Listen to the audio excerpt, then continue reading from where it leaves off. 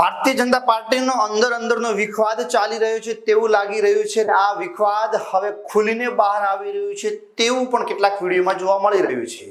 આ વાત છે જૂનાગઢ ભાજપમાં કે જેમને વિખવાદ સર્જ્યો છે અને ભાજપના ઉમેદવાર કે જે પ્રચાર કરવા જાય છે ને જૂનાગઢના વોર્ડ નંબર 4 માં જ્યારે તે પહોંચે છે ત્યારે ઉમેદવાર રાજેશ ચુડાસમાની એક સભામાં જૂનાગઢના કોર્પોરેટર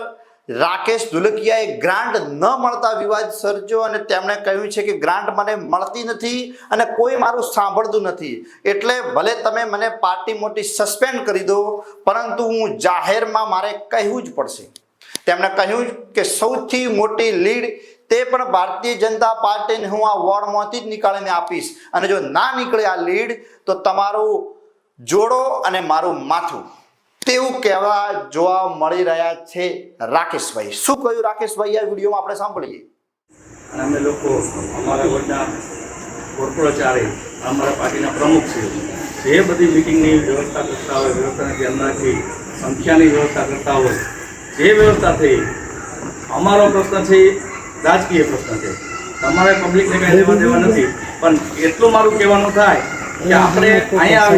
જો હું પૂછીશ ખાલી એ ભાઈ તું શાંતિ રાખ, આપણા ધારાસભ્ય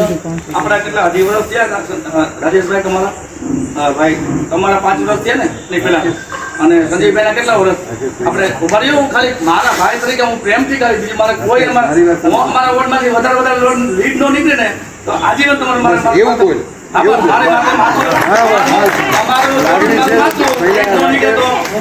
મારી જવાબદારી મુજબ મારે પૂછવાનું થાય છે કે સંજયભાઈ કેટલા ટાઈમથી આપણે ધારાસભ્ય બનાવ્યા,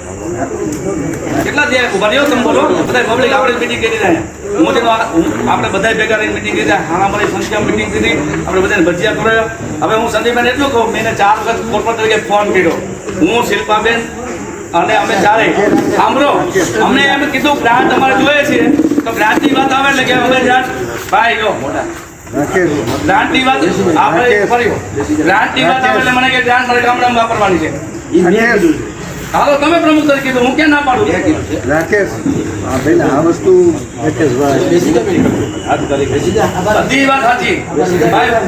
ભલે કાંઈ વાંધો નહીં, ના સીધા કાંઈ વાંધો મને સસ્પેન્ડ કરી દેજો કાલે, હું મારે જવાબદારી મુજબ એટલું કહી શકીશ કે આના પહેલા અમને ભાઈ મારો ભાઈ તું પેલા વિષય નથી, બધા વડીલો બધા લોકોના કામ કરી શકીએ ના પાડી એની લાગણી એની જગ્યાએ નહીં વાતો કરો યાર,